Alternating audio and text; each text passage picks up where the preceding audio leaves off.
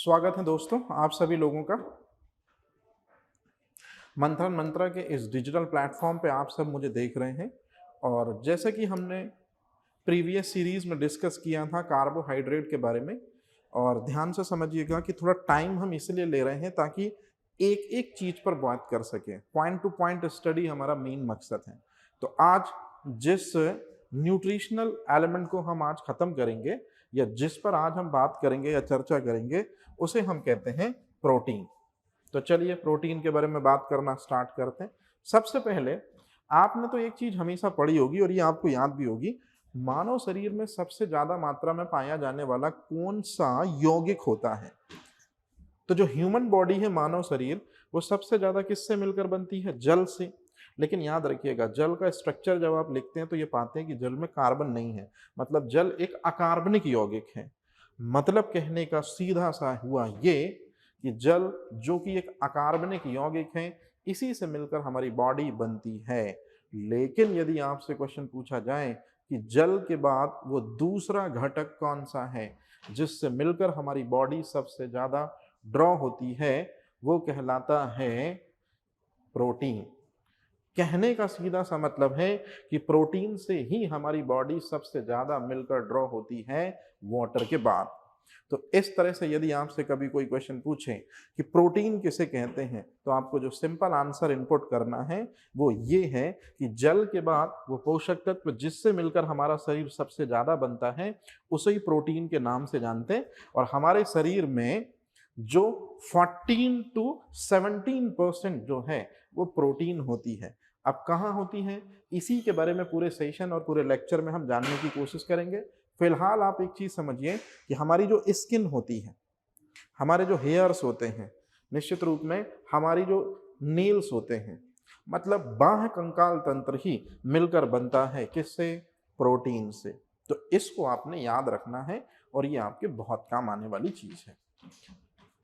अब यदि आपसे कोई क्वेश्चन पूछे, एकदम सिंपल हो चाहे कितना भी क्लिष्ट क्वेश्चन हो, कि प्रोटीन होता क्या है, तो प्रोटीन दरअसल में एक कार्बनिक यौगिक होता है जिसमें बहुत सारे एमिनो एसिड इकाइयां आपस में जुड़ जुड़कर जो संरचना ड्रॉ करती हैं उसे ही हम प्रोटीन कहते हैं। जैसे कि आप इस इमेज में देख रहे हैं, इस इमेज में ये बॉल लाइक स्ट्रक्चर जो आपको दिख रहे हैं, ये दरअसल में अमीनो एसिड हैं। और एक अमीनो एसिड दूसरे अमीनो एसिड से जिस बॉन्ड के थ्रू कनेक्ट हो रहा है, एक अमीनो एसिड दूसरे अमीनो एसिड से जिस बॉन्ड के थ्रू कनेक्ट हो रहा है, तो इस पूरी की पूरी चेन में जो प्रोटीन की चेन है, जो बंध लगता है, इसे ही हम कहते हैं पेप्टाइड बॉन्ड। तो ये आपने याद रखना है कि कार्बोहाइड्रेट में स्टार्च में ग्लाइकोसिडिक बंध लगता है और प्रोटीन में पेप्टाइड बंध लगता है दो अमीनो एसिड यूनिट के बीच में। अब सबसे इंपॉर्टेंट और सबसे काम की चीज जो आपको हमेशा याद रखनी है, जब भी एमिनो एसिड के बीच में जो बंध लगेगा हम उसे पेप्टाइड बंध कहते हैं। और याद रखिएगा, पेप्टाइड बंध में जो सबसे इंपॉर्टेंट मेटल होता है, अगर मैंने मेटल वर्ड बोला तो वो एकदम रॉन्ग है, सबसे इंपॉर्टेंट एक नॉन मेटल बोला है जिसका नाम है नाइट्रोजन। तो नाइट्रोजन अधातु तत्व है जो कि प्रोटीन के अंदर पेप्टाइड बंध की संरचना में पाया जाता है। और वास्तविकता में यही नाइट्रोजन जो कि उपस्थित होता है प्रोटीन के अंदर, हमारी ग्रोथ एंड डेवलपमेंट में, हमारी वृद्धि और विकास में यही सहायक होता है। कैसे, इसके बारे में आगे देखते हैं। पहले आप इस डायग्राम को जरा अच्छे तरीके से समझ लीजिए जिस पे हमको मेन बात करनी है। तो सामने आपको ये नेचर दिख रहा होगा, प्रकृति दिख रही होगी।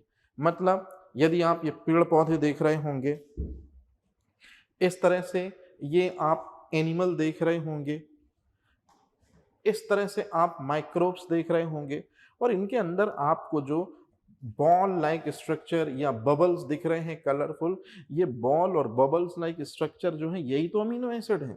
तो इस तरह से कोई अगर आपसे पूछे कि नेचर में या प्रकृति में कितने अमीनो एसिड पाए जाते हैं, तो आप खुद देखिए नेचर में या प्रकृति में कितने अमीनो एसिड पाए जाते हैं? 500 अमीनो एसिड पाए जाते हैं, याद रहेगा। लेकिन यदि आपसे कोई पूछे कि हमारे शरीर के अंदर कितने अमीनो एसिड होते हैं, तो हमारे शरीर के अंदर उपस्थित अमीनो एसिड की संख्या है 20 से 22। और ये 20 से 22 अमीनो एसिड जो होते हैं, ये कुछ हमारे शरीर में बनते हैं और कुछ बाहर से हम न्यूट्रिशनल खाद्य पदार्थों के रूप में इनको शरीर के अंदर ग्रहण करते हैं। तो अब अगर कोई भी आपसे कभी भी भविष्य में या फ्यूचर में पूछे कि बताइए हमारे शरीर के अंदर कितने अमीनो एसिड होते हैं, तो ये तो आंसर में आपको 20 दिया होगा, तो आपने वो टाइप करना है, और अगर 20 नहीं होगा तो 22 दिया होगा, वो टाइप करना है। ठीक है। अच्छा,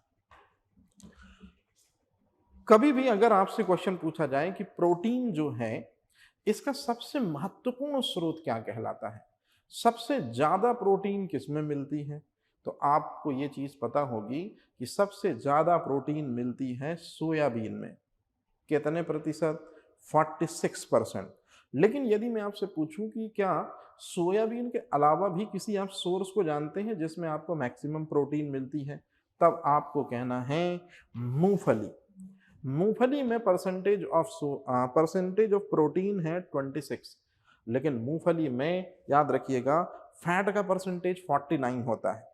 और 100 ग्राम यदि आप कच्ची मूंगफली लेते हैं तो 1 लीटर दूध के बराबर आपने प्रोटीन मिलेगी। तो इस तरह की चीजें आपको बहुत अच्छे से याद रखनी है। लेकिन अब अगर मैं आपसे क्वेश्चन पूछूं कि प्रोटीन का सबसे अच्छा स्रोत क्या, और ऑप्शन में सोयाबीन और मूंगफली हो ही ना, तो अब आपको जो चीज टिक करनी है या जो आंसर अब आपको बोलना है वो कोई और नहीं बल्कि होगा पनीर। तो इस तरह से पनीर भी तीसरा सबसे इंपॉर्टेंट सोर्स होता है। याद रखिएगा किसका? निश्चित रूप में प्रोटीन का। अच्छा, एक सवाल है जिसका नाम आपने जरूर सुना होगा, क्लोरेला। तो क्लोरेला एक ऐसी सवाल है जिसका उपयोग अंतरिक्ष यात्री अपने भोजन के लिए करते हैं, और अंतरिक्ष यात्री अपने भोजन के लिए क्लोरेला सवाल को स्पेसशिप में या जब इंटरनेशनल स्पेस स्टेशन में वो जाते हैं तो भोजन के रूप में वो यही सवाल लेकर जाते हैं। और इस सवाल में चूंकि विटामिन और प्रोटीन का परसेंटेज हाई होता है तो इस तरह से उनको एनर्जी मिल जाती है, इस तरह से उनको ऊर्जा मिल जाती है। लेकिन यदि आपसे कोई क्वेश्चन पूछे कि इनके अलावा क्या आप किसी फंगस को जानते हैं जिसमें प्रोटीन होती है, तो आप कमेंट करके मेरे को बताएंगे कि कौन सी वो फंगस है जिसमें प्रोटीन की मात्रा बहुत पाई जाती है। तो इस तरह से ये जो बेसिक है ये हुआ हमारा। अब जब भी क्वेश्चन पूछा जाएगा आपको तो 2 सेगमेंट होते हैं प्रोटीन के। एक बेसिक सेगमेंट होता है जो आपको बहुत अच्छे से पता है कि जो हमने अभी शुरुआत के लेक्चर्स में, शुरुआत की स्लाइड में देखा ये चीज। लेकिन कभी आपसे अगर कोई क्वेश्चन पूछे कि प्रोटीन जो है इसके एग्जाम्पल क्या है, प्रोटीन जो है इसके उदाहरण क्या है, तो आपको याद रखना है कि एलिमेंट ऑफ प्रोटीन या प्रोटीन के जो एग्जाम्पल हैं इसको यदि आपने तैयार कर लिया तो क्वेश्चन की जो फिलहाल जो रीच है वो यहीं से है। कैसे? अब आप देखिए, सबसे पहले सामने आपको स्क्रीन पर अंडा दिख रहा होगा, और अंडे के सेंटर में जो पोर्शन दिख रहा होगा या centralise part of the egg जो दिख रहा होगा, this is called as albumin protein. यदि आप कह रहे हैं तो आपने गलत स्टेटमेंट कहा है। वास्तविकता में या रियल मायने में या असल मायने में जो अंडे का सेंट्रलाइज्ड पार्ट होता है वो कोई प्रोटीन नहीं होता, वो योक होता है जो फैट से भरपूर होता है।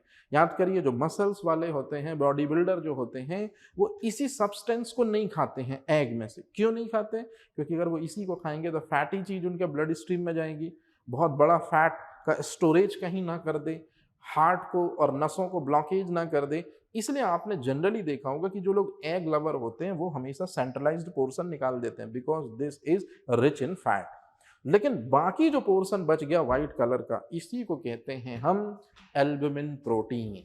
तो कहने का सीधा सा मतलब है कि अंडे का सफेद भाग में एक प्रोटीन पाई जाती है जिसे एल्बुमिन प्रोटीन कहा जाता है।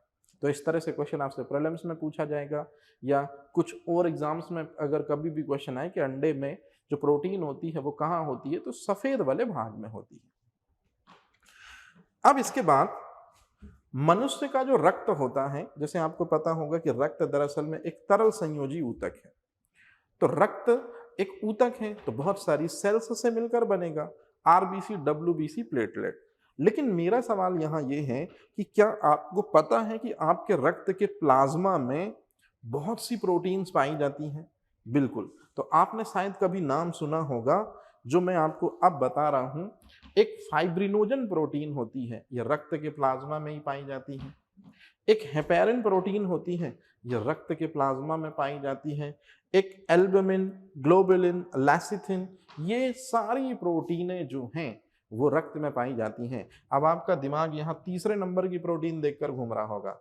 याद रखिएगा, अंडे के सफेद भाग में भी एल्बुमिन प्रोटीन है और आपके रक्त के प्लाज्मा में भी एल्बुमिन प्रोटीन है। मतलब ये दोनों अलग अलग कॉन्सेप्ट हुए कि अंडे वाली प्रोटीन का नाम भी एल्बुमिन है और रक्त में भी एल्बुमिन पाई जाती है, लेकिन दोनों का एक दूसरे से कोई लेना देना नहीं है। दोनों अलग अलग चीजें हैं, बस एक सिमिलैरिटी है कि नॉमेनक्लेचर सेम है, नाम सेम है। अब ध्यान से सुनेगा, एक प्रोटीन होती है जिसको हम कहते हैं फाइब्रिनोजन प्रोटीन। तो जो फाइब्रिनोजन प्रोटीन होती है ये ब्लड कोआगुलेशन में हेल्प करती है। यहाँ ब्लड कोआगुलेशन का मतलब क्या है? रक्त के थक्के के निर्माण में मदद करती है। यह रक्त का थक्का जो बनता है वो असल मायने में फाइब्रिनोजन प्रोटीन के कारण बनता है। अब इसका मतलब क्या समझिए, जैसे आपको कभी चोट लगी तो चोट वाली जगह से ब्लड बाहर आता है। ब्लड बाहर आएगा तो निश्चित रूप में कुछ समय बाद अपने आप ब्लड का क्लॉट बनने लगता है, रक्त का बहाव धीमा होने लगता है और रक्त नहीं आता। फिर ये due to the presence of fibrinogen protein इसके कारण है। अब यदि आपसे कोई पूछे कि हेपेरिन प्रोटीन का काम क्या है, तो हेपेरिन प्रोटीन रक्त को लिक्विड स्टेज में बनाए रखती है, रक्त को तरल अवस्था में बनाए रखती है। तो ये चीज भी आपको याद रखनी है। लेकिन अब अगर कोई आपसे पूछे कि एल्बुमिन प्रोटीन का फंक्शन क्या है, तो जो एल्बुमिन प्रोटीन है यही किडनी फेल के लिए रिस्पॉन्सिबल है। यहाँ किडनी फेल से मतलब है बेटा जी, याद रखिएगा कि जो प्लाज्मा में पाई जाने वाली एल्बुमिन प्रोटीन है ये बहुत घातक और विषैली प्रोटीन है। और ये घातक और विषैली प्रोटीन जो है ये निश्चित रूप में आपके किडनी में पहुंचकर आपके किडनी के कार्यों को संपादित नहीं करने देती है। तो इसलिए आपसे क्वेश्चन पूछते हैं कि किडनी फेल में कौन सी प्रोटीन है जो सबसे घातक है, सबसे विषैली है? आंसर है एल्बुमिन प्रोटीन। ग्लोबुलिन प्रोटीन की बात करें तो ये प्रतिरक्षी प्रोटीन है, एंटीबॉडी के प्रोडक्शन में मदद करती है, प्रतिरक्षा तंत्र को मजबूत बनाती है, जिससे व्यक्ति बीमारियों से लड़ पाता है। तो ये चीज भी आप याद रखेंगे। और सबसे लास्ट में नंबर 5, वसा पदार्थों का संचरण करने के लिए जो भी फैटी सब्सटेंस हम खाते हैं उसी को दरअसल में ये क्या करती है, ये प्रोटीन जो है वो कैरी करती है आपके ब्लड स्ट्रीम में। तो कहने का मतलब एकदम सिंपल है, जो आपको ध्यान में रखना है कि लैसिथिन जो है ये वसा पदार्थों का संचरण करने वाली प्रोटीन है, आपके किस में पाई जाती है? रक्त में पाई जाती है। तो इस तरह से ये प्रोटीनें रक्त में पाई जाती हैं और इनका अपना अपना जो है मेजर फंक्शन है। अब यदि मैं बात करूं, हमारे रक्त में एक सबसे इंपॉर्टेंट घटक होता है जिसको हम कहते हैं आरबीसी। जैसे आपको यदि ये निश्चित रूप में ब्लड में आरबीसी अगर दिख रही हो तो आरबीसी के अंदर सॉरी, आरबीसी के अंदर ही आप देखेंगे कि एक यौगिक पाया जाता है जिसको हम कहते हैं हीमोग्लोबिन। ये कुछ इस तरह से दिखता है हीमोग्लोबिन, जैसा कि आप इमेज में देख रहे हैं। और इसी हीमोग्लोबिन में जो आपको ये स्ट्रक्चर दिख रहा है, ये स्ट्रक्चर यही है दरअसल में एक रंग वर्णक जिसको हम कहते हैं हीम रंग वर्णक। और हीम रंग वर्णक के अंदर ही रेड कलर में जो आप देख रहे हैं, ये रेड कलर में ये एक धातु है जिसको कहते हैं आयरन। तो पहला क्वेश्चन तो आप ये सुनिए कि आपके रक्त में कौन सी धातु पाई जाती है? आयरन। दूसरा क्वेश्चन आप ये सुनिए कि आपके रक्त में कौन सा रंग वर्णक पाया जाता है? आंसर है हीमोग्लोबिन। तो इस तरह के जो क्वेश्चन है कॉम्पिटिटिव एग्जाम में आजकल बहुत प्रमोट हो रहे हैं कि हमारे रक्त में यदि आयरन पाया जाता है तो पेड़ पौधों में कौन सी चीज पाई जाती है? याद रखिएगा, मैग्नीशियम। और यहाँ पेड़ पौधों से मतलब होता है बेटा जी कि हमारे जो पेड़ पौधे होते हैं उनके अंदर क्लोरोफिल होता है। क्लोरोफिल का रंग जो होता है वो हरा होता है। निश्चित रूप में मैग्नीशियम धातु कहीं न कहीं उन पर उपस्थित होती है। तो जो मैं आपको मेन चीज बता रहा था वो ये बता रहा था कि हमारे रक्त का प्रमुख घटक आरबीसी, आरबीसी के अंदर हीमोग्लोबिन जो कि एक प्रोटीन रंजक होता है पाया जाता है। ये दो चीजों से मिलकर बनता है हीम रंग वर्णक या हीम रंजक, और दूसरी चीज है ग्लोबिन प्रोटीन। इसी ग्लोबिन प्रोटीन को हम कहते हैं एंटीजन। ग्लोबिन प्रोटीन ही कहलाती है एंटीजन। तो इसको आपको याद रखना है, ये आपको आगे काम आएगा। जैसे मैं जब आपको आगे पढ़ाऊंगा कि ब्लड के 4 पार्ट होते हैं, तो ब्लड के 4 पार्ट जो होते हैं, ध्यान से सुनिएगा, उसमें जो एक पार्ट होता है ना, जिसको हम क्या बोलते हैं बेटा जी? ब्लड का पहला part blood group A, blood group B, blood group C तो होता ही नहीं है, ए भी होता है और ओ होता है। तो ब्लड के 4 पार्ट होते हैं। ब्लड के 4 जो पार्ट होते हैं, ये दरअसल में आरबीसी की सतह पर एक एंटीजन पाया जाता है, जो एंटीजन ए भी होता है और बी भी होता है। मतलब आरबीसी की सतह पर 2 एंटीजन होते हैं। तो यही जो ग्लोबिन प्रोटीन है, यही आगे चल के एंटीजन कहलाएंगे। और कार्ल लैंडस्टीनर जो बंदा है, ये दरअसल में इसके लिए जाना जाएगा, क्योंकि रक्त समूहों का खोजकर्ता यदि कोई है तो निश्चित रूप में वो कौन है? Karl Landsteiner. अच्छा, आपको अगर मैं बताऊं कि रक्त परिसंचरण तंत्र का पिता किसे कहते हैं, तो नो डाउट रक्त परिसंचरण तंत्र का पिता हम जिसे कहते हैं वो कोई और नहीं बल्कि उनका नाम है डॉक्टर विलियम हार्वे। क्योंकि डॉक्टर विलियम हार्वे ने बताया था कि रक्त परिसंचरण तंत्र में 23 सेकेंड का समय लगता है। मतलब हार्ट से ब्लड को ब्रेन तक जाने में और उतने ही समय में फुट तक आने में, फुट से फिर से हार्ट पे आने में, उतने समय में ब्रेन से हार्ट तक आने में टोटल 23 सेकेंड लगते हैं। और इसी वजह से दरअसल में ब्लड सर्कुलेटरी सिस्टम का फादर हम कहते हैं डॉक्टर विलियम हार्वे को। बहरहाल, अब जो क्वेश्चन आपसे पूछा जाएगा वो एकदम सिंपल सा है कि हमारे शरीर में जो मांसपेशियां होती हैं, मांसपेशियों का भी सबसे इंपॉर्टेंट काम होता है कॉन्ट्रैक्शन एंड रिलैक्सेशन। मांसपेशियों का काम होता है संकुचन और शिथिलन। और ऐसी कितनी मांसपेशियां हैं हमारे शरीर में? याद रखिएगा 639 मांसपेशियां हैं। तो 639 मांसपेशियां, या कुछ कुछ किताबें 656 मांसपेशियां भी कंसीडर करते हैं। तो डोंट बी परेशान, या बिल्कुल भी इसमें परेशानी की चीज नहीं है, या डोंट बी कंफ्यूज। सबसे इंपॉर्टेंट चीज कि आपके शरीर में जितनी भी मांसपेशियां हैं जहां पर भी हैं, उनका काम होता है संकुचन शिथिलन। क्योंकि मांसपेशियों में 2 प्रोटीन होती हैं, the first one actin and second myosin. Actin protein जो होती है वो कॉन्ट्रैक्शन ऑफ मसल्स के लिए रिस्पॉन्सिबल होती है, और जो मायोसिन होती है वो रिलैक्सेशन पर्पस के लिए होती है, शिथिलन के लिए होती है। मतलब यदि आप इस मांसपेशी को देख रहे होंगे तो मांसपेशी में ये मसल्स फाइबर होते हैं, फिर मसल्स फाइबर के अंदर मायोफ्रिल होते हैं, मायोफ्रिल के अंदर आप देख रहे होंगे ये ऊपर एक्टिन लिखा हुआ है और नीचे लिखा हुआ है ये मायोसिन।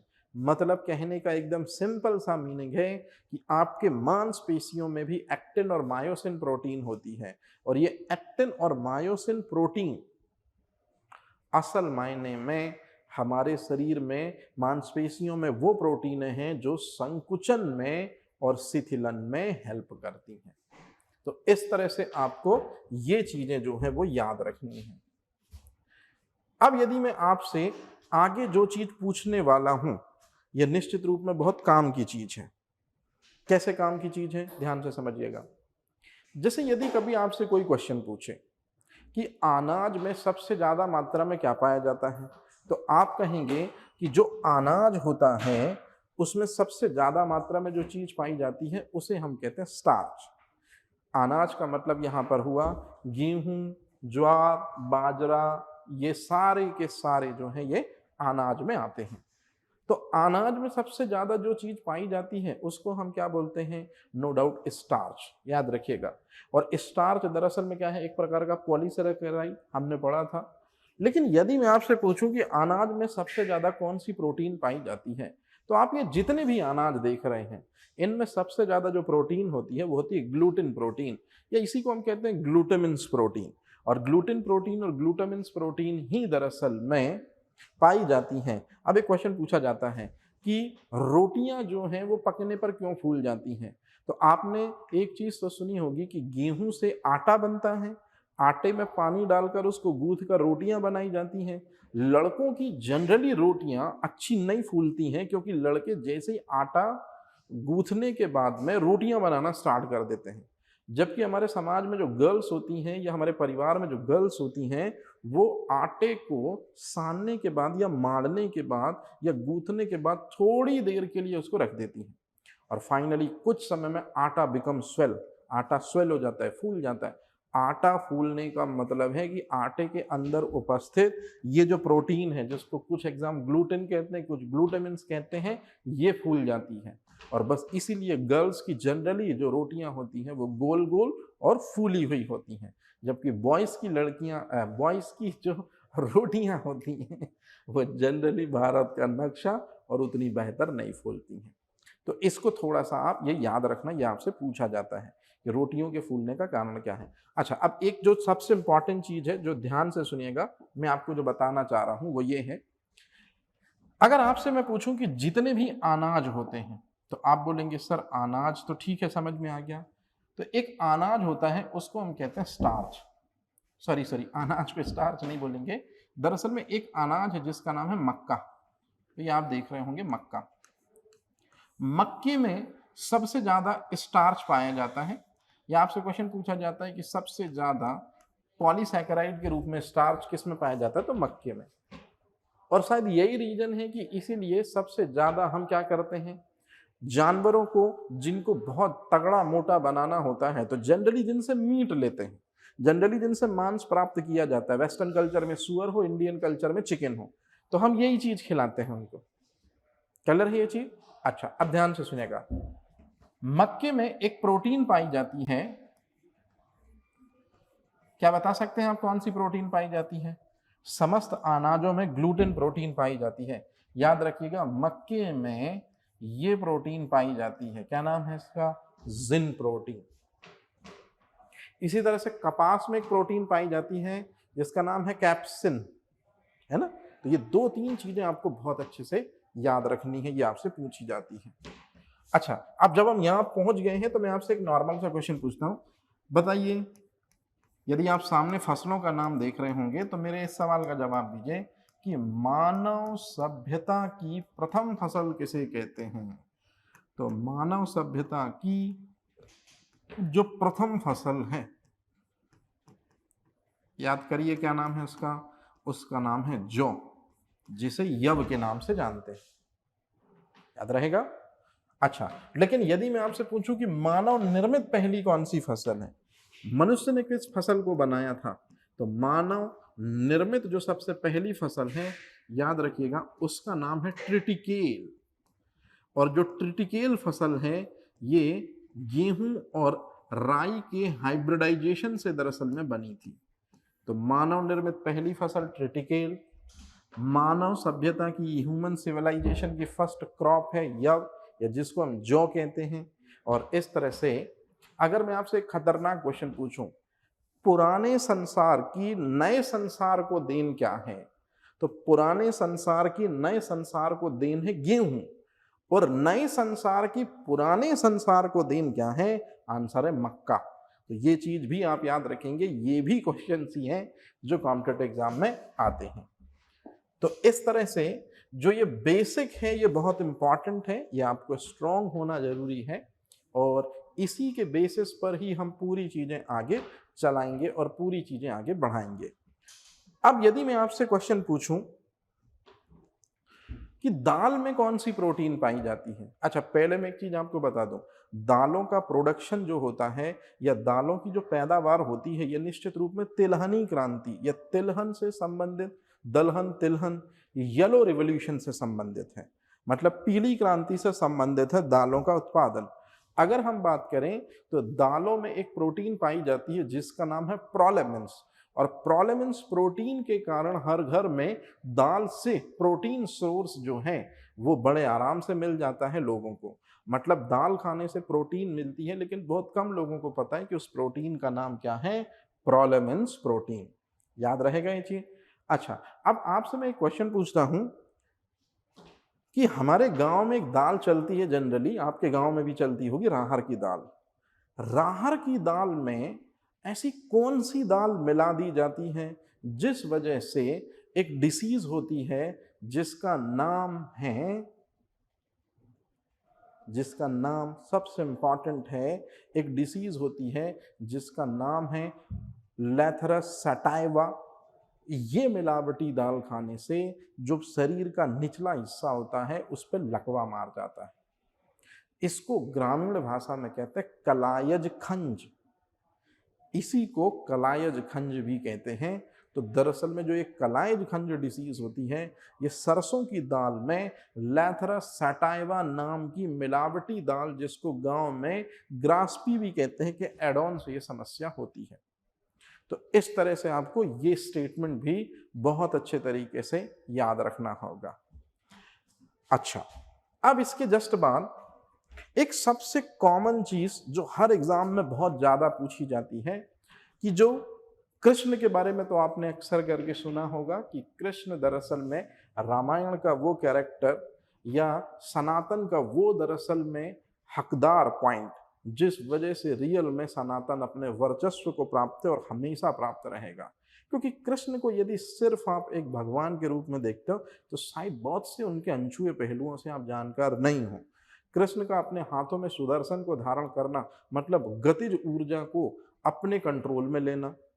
कृष्ण जो है वो बेहतर मोटिवेटर हैं, बेहतर स्पीकर हैं, बेहतर एंटरप्रेन्योर हैं, सबसे इम्पॉर्टेंट चीज एक बेहतर राइटर भी हैं, एक बेहतर म्यूजिशियन भी हैं, एक बेहतर लवर भी हैं, है ना। और फैमिली रिश्तों में तो नो डाउट उनका कोई शानी नहीं है, एक बेहतर बेटे हैं, एक बेहतर जो है भाई हैं, एक बेहतर दोस्त हैं। तो ये सारे के सारे एक्सपेक्ट जो हैं वो कृष्ण के लिए कहीं ना कहीं हमको देखने को और सुनने को मिलते हैं। इसीलिए तो कहते हैं कि गीता का जो सार है वही तो दरअसल में कृष्णम सार है। क्योंकि कृष्ण के द्वारा कही गई जो बातें हैं गीता में, निश्चित रूप में उसने न केवल मानव जाति को एक नई दिशा दी बल्कि मानव जाति को उत्थान का एक नया रास्ता दिखाया। तो इसलिए सल्यूट है, इसलिए चरणों में सादर नमन, बारंबार नमन ऐसे सुपर हीरो को जो रियल सुपर हीरो है निश्चित रूप में हमारे सनातन और इस पूरी की पूरी कायनात और परंपरा का। तो इसी सुपर हीरो को जो सबसे ज्यादा पसंद थी, जी हाँ, राधा के बाद या राधा से पहले वो गाय थी। गाय से जो प्राप्त होता है निश्चित रूप में वो होता है दूध। गाय का जो दूध होता है, अगर आपने देखा होगा रूरल एरिया से आप बिलोंग करते होंगे तो गाय का दूध जनरली सफेद होता है। आपसे क्वेश्चन पूछते हैं कि गाय के दूध में सफेद रंग का कारण क्या है। तो गाय का दूध जो सफेद रंग का होता है वो कैसीन प्रोटीन की उपस्थिति से होता है। लेकिन यदि आपसे कोई क्वेश्चन पूछे कि गाय के दूध का रंग हल्का पीला भी होता है, तो गाय के दूध का रंग जो हल्का पीला होता है वो वास्तविकता में एक प्रोटीन की उपस्थिति से होता है जिसे हम कहते हैं कैरोटिन प्रोटीन। और एक विटामिन भी रिस्पॉन्सिबल होता है गाय के दूध के पीलेपन के लिए जिसका नाम है विटामिन B2। तो कहने का सीधा सा मतलब हुआ ये, जो आपको मेन चीज याद रखनी है कि गाय के दूध का सफेद रंग कैसीन प्रोटीन से होता है, गाय के दूध का जो पीला रंग होता है वो निश्चित रूप में किस कारण से होगा, कैरोटिन प्रोटीन के कारण होता है। अब अगर मैं बात करूं सबसे इंपॉर्टेंट चीज की कि जो एक प्रोटीन होती है जिसको हम कहते हैं, अच्छे से सामने देखिए हेडिंग में क्या लिखा हुआ है, प्रोटीन का नाम है केराटिन प्रोटीन। जी हाँ, केराटिन प्रोटीन, ये केराटिन प्रोटीन। तो केराटिन प्रोटीन जो होती है ये दो पार्ट में डिवाइड दिख रही होगी आपको, एक अल्फा केराटिन प्रोटीन में दिख रही होगी और एक बीटा केराटिन प्रोटीन में दिख रही होगी। अल्फा केराटिन प्रोटीन जो है, मेरी बात बड़े ध्यान से सुनेगा, जितने भी एक्सोस्केलेटन सिस्टम है चाहे हमारे और चाहे जानवरों के और पक्षियों के भी ले लो, सभी जीवों के बाह्य कंकाल तंत्र, मैंने जिनका नाम लिया, हम इंसानों की बात करी, हमने जानवरों की बात करी और पक्षियों की बात करी। तो इंसानों के बाह्य कंकाल तंत्र में आते हैं हमारे बाल, हमारी निश्चित रूप में स्किन और हमारे नेल्स। जानवरों के कंकाल तंत्र की बात करें तो उसमें खुर आ जाते हैं, उसमें सींग आ जाते हैं और उसमें स्किन आ जाती है और बाल आ जाते हैं। इसी तरह से कुछ जो पक्षी होते हैं उनके पंख, अल्फा केराटिन प्रोटीन विद्यमान होती है। मैंने आपको पढ़ाया था कि हमारे शरीर में 14 से 17% प्रोटीन होती है। असल मायने में वो 14 से 17% प्रोटीन का ज्यादातर हिस्सा हमारे एक्सोस्केलेटन सिस्टम को बनाने में चला। तो हमारे शरीर का जो ज्यादातर हिस्सा है वो किससे मिलकर बनता है, अल्फा केराटिन प्रोटीन से। लेकिन जहां ध्यान देने लायक बात यह है कि अच्छे से देखिए, एक बीटा केराटिन प्रोटीन भी होती है और बीटा केराटिन प्रोटीन से ही बनते हैं दरअसल में मकड़ी के जाले। कहने का सीधा सा मतलब है कि मकड़ी के जाले और जो रेशम होता है जिसको जनरली हम पहनते हैं, ये एक तरह की प्रोटीन होती है जिसका नाम है बीटा केराटिन प्रोटीन। तो इस तरह से भी क्वेश्चन आते हैं कॉम्पिटिटिव एग्जाम में जो आपको याद रखने हैं। अब एक ऐसा क्वेश्चन जिस पे हमेशा से बात होती है, हमेशा से क्वेश्चन आते हैं। आपसे क्वेश्चन अगर पूछा जाए कि एक साधारण कार्यशील महिला को कितने ग्राम प्रोटीन चाहिए है, तो निश्चित रूप में एक साधारण कार्यशील महिला को 45 ग्राम प्रोटीन चाहिए है ताकि उसका ग्रोथ एंड डेवलपमेंट सही से हो। लेकिन यदि मैं बात करूं कि एक गर्भवती महिला जिसके गर्भ में बच्चा पल रहा है, निश्चित रूप में 39 या 42 वीक्स के बाद उसका बर्थ होगा। हर कोई चाहता है कि बच्चा हेल्दी हो, उसके ऑर्गन पूरी तरह से बने, है ना, किसी तरह की कोई दिक्कत परेशानी ना हो। तो ये संभव तभी होगा जब इसकी पहली बेसिक रिक्वायरमेंट है कि प्रोटीन का डोज जो है ये माँ भरपूर ले, क्योंकि प्रोटीन सिर्फ उसको नहीं लगेगा, उसके गर्भ में पल रहे बच्चे को लगेगा। और यही चीज कैल्शियम आयरन के रूप में भी होती है कि जब प्रेगनेंसी होती है लेडीज को, तो कैल्शियम आयरन भी एक्स्ट्रा जो है वो क्या कराया जाता है, वो दिया जाता है, ताकि इनका जो है हेल्थ बेहतर रहे और साथ ही साथ में बच्चा जो है वो भी हेल्दी हो, वो भी स्ट्रांग हो। तो इस तरह से ये कुछ क्वेश्चन हैं जिनको आपको ध्यान रखना है। अब एक सबसे इंपॉर्टेंट चीज पे मैं बात करने वाला हूं, इसको बहुत ध्यान से समझिएगा क्योंकि आजकल इससे संबंधित क्वेश्चन आते हैं बहुत ज्यादा। जैसे आपने एक चीज हमेशा सुनी होगी और वो चीज ये है कि यदि हम सेवन करते हैं किसका, निश्चित रूप में प्रोटीन का, तो दरअसल में जो प्रोटीन होता है, बहुत अच्छे से समझिएगा, ये बहुत काम की चीज समझा रहा हूं। यदि आप प्रोटीन का सेवन करते हैं तो जरा बताइए ये प्रोटीन किससे मिलकर बनते हैं, तो प्रोटीन मिलकर बनते हैं अमीनो एसिड से।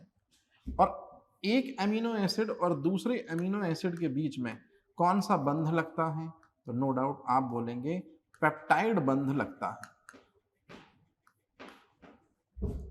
और इसी पेप्टाइड बंध को यदि अपन अच्छे से देखें CONH, तो इसमें आपको एक ऐसा तत्व मिल जाएगा जिसे हम नाइट्रोजन कहते हैं। और पेप्टाइड बंध में उपस्थित यही नाइट्रोजन हमारा ग्रोथ एंड डेवलपमेंट कराता है, मतलब कराता है वृद्धि और विकास।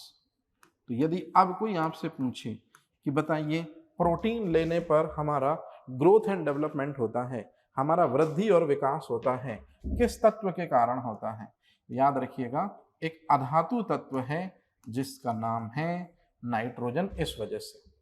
इसमें कोई कंफ्यूजन नहीं। चले अब दूसरी जो सबसे इंपॉर्टेंट चीज बतानी थी वो बताना था एंजाइम। इस दुनिया में जितने भी एंजाइम होते हैं, एक आध को यदि हम छोड़ दें तो सारे के सारे एंजाइम के अंदर यदि हम झांक कर देखेंगे तो वो सब एमिनो एसिड से मिलकर बनते हैं। एंजाइम एमिनो एसिड से मिलकर बनते हैं। अगर एंजाइम एमिनो एसिड से मिलकर बनेंगे तो निश्चित रूप में कौन सा बॉन्ड लगेगा, पेप्टाइड बॉन्ड लगेगा। और पेप्टाइड बॉन्ड के अंदर कौन सा एलिमेंट उपस्थित होगा, नाइट्रोजन उपस्थित होगा। परंतु एंजाइमों के अंदर उपस्थित नाइट्रोजन आपका वृद्धि और विकास नहीं कराता है। एंजाइमों के अंदर उपस्थित नाइट्रोजन आपका ग्रोथ एंड डेवलपमेंट नहीं कराता है। असल मायने में ये बायो कैटलिस्ट के रूप में भूमिका निभाता है, जैव उत्प्रेरक के रूप में भूमिका निभाता है। तो ये चीज आपको थोड़ी सी याद रखनी है। लेकिन यदि आपसे कॉम्पिटिटिव एग्जाम में क्वेश्चन पूछा जाए कि कुछ हार्मोन के नाम बताइए आप जो प्रोटीन के जैसा रोल शो करते हैं, या कुछ हार्मोन आप ऐसे जानते हैं जो निश्चित रूप में प्रोटीन के जैसा शो करते हैं बिहेवियर, या प्रोटीन या स्ट्रक्चर है या एमिनो एसिड से मिलकर बनते हैं, तो याद रखिएगा ऑक्सीटोसिन का नाम आपने जरूर सुना होगा। ऑक्सीटोसिन, इसे हम लव हार्मोन भी कहते हैं, नो डाउट। इसी को दरअसल में मिल्क इजेक्शन हार्मोन भी कहते हैं। दुग्ध ग्रंथियों को प्रेरित करता है तो दूध निकलता है, और इसी वजह से सबसे ज़्यादा जो है इसका उपयोग किया जा रहा है एनिमल हस्बेंड्री में। पशुपालक लोग जो हैं वो गायों और भैंसों से ज़्यादा दूध की प्राप्ति के लिए उनको आर्टिफिशियल ऑक्सीटोसिन या कृत्रिम ऑक्सीटोसिन, जिसको पिटोसिन कहते हैं, वो दे रहे हैं। मतलब कहने का है कि ऑक्सीटोसिन भी एमिनो एसिड से ही मिलकर बनता है। आपने कहीं ना कहीं फर्स्ट हार्मोन, इस दुनिया का फर्स्ट हार्मोन कौन सा है, नाम सुना होगा सिक्रेटिन। तो सिक्रेटिन जो है ये भी 29 लगभग एमिनो एसिड से मिलकर बनता है। तो सिक्रेटिन भी अमीनो एसिड से मिलकर बनता है। तो बीच में पेप्टाइड बंध लगेगा कि नहीं लगेगा, ऑब्वियसली सी बात है। अच्छा, यदि बात की जाए इंसुलिन की, तो इंसुलिन को तो आप एक हार्मोन कंसीडर करते हैं, ये तो मेरे को पता है, जो अग्नाशय की बीटा सेल्स से निकलता है। लेकिन ध्यान से देख लीजिए, जो समझाने वाला हूं, इंसुलिन 51 अमीनो एसिड से मिलकर बनता है और 51 अमीनो एसिड के साथ में इसमें जिंक धातु पाई जाती है। ये मैं नहीं कह रहा हूं, ये एक व्यक्ति कह रहे हैं जिनका नाम है फ्रेडरिक सेंगर। मतलब फ्रेडरिक सेंगर ने सबसे पहले इंसुलिन की रासायनिक संरचना बताई थी कि इंसुलिन जो है वो 51 अमीनो एसिड से मिलकर बनता है और साथ ही साथ इंसुलिन में कौन सी धातु पाई जाती है, जिंक धातु पाई जाती है। तो इस तरह से जो सिमिलैरिटी है ये आपको याद रखनी है, ये क्वेश्चन कॉम्पिटिटिव एग्जाम में ऐसे पूछे जाएंगे। अच्छा, जल्दी से चलते चलते एक चीज और देख लेते हैं जो बहुत इंपॉर्टेंट है। प्रोटीन की कमी से कुछ रोग होते हैं, तो प्रोटीन की कमी से जो अपूर्णता रोग होते हैं उनमें एक होता है क्वासियोरकर और एक होता है मैरास्मस। अब ध्यान से सुनिएगा, पहला होता है क्वासियोरकर। तो क्वासियोरकर एक रोग होता है और दूसरा एक डिसीज होती है जिसको कहते हैं मैरास्मस। अब बहुत इंपॉर्टेंट चीज जो ये है,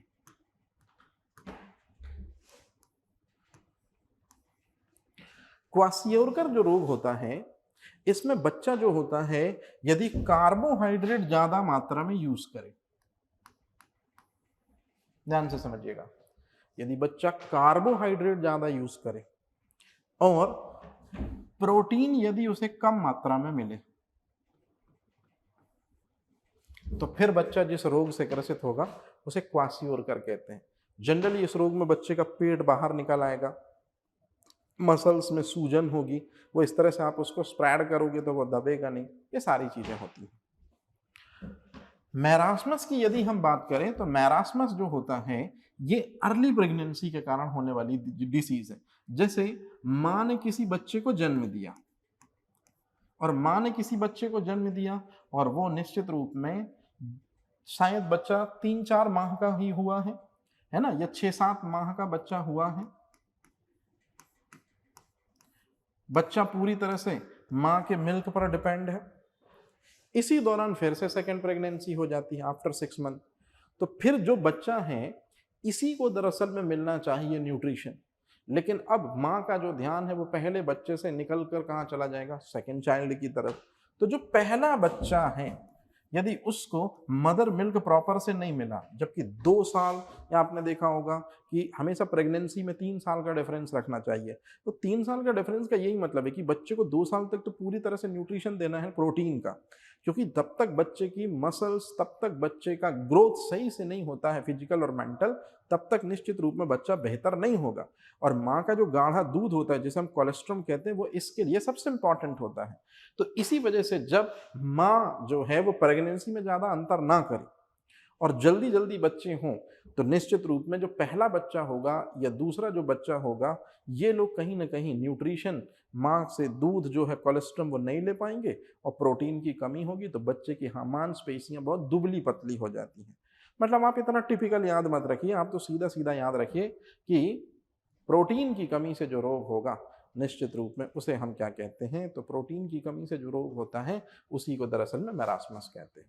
तो इस तरह से ये प्रोटीन से रिलेटेड जो भी एस्पेक्ट थे कि प्रोटीन क्या है, प्रोटीन किससे मिलकर बनता है, प्रोटीन के एग्जाम्पल क्या क्या हैं, कौन सी प्रोटीन कहाँ पाई जाती है, प्रोटीन और एंजाइम में सिमिलैरिटी क्या है, और सबसे इंपॉर्टेंट चीज कि प्रोटीन की कमी से कौन सी डेफिशिएंसी डिसीज होती है, इनसे संबंधित पूरा हमने जो वीडियोस हैं उसमें बातें कवर की।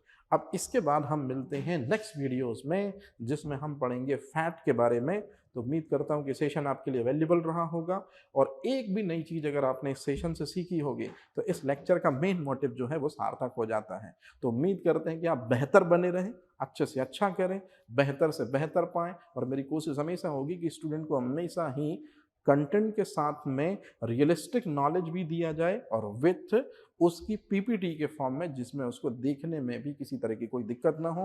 एक एंजॉय के तौर पर, एक एंजॉयमेंट के तरीके से दरअसल में स्टूडेंट अपनी स्टडी को पूर्ण करे। इसीलिए यहाँ तक रहा सफ़र, तो उम्मीद करते हैं कि आगे भी लगातार हमारी मुलाकातें होती रहेंगी। निश्चित रूप में आज की कहानी यहीं तक। Thank you very much.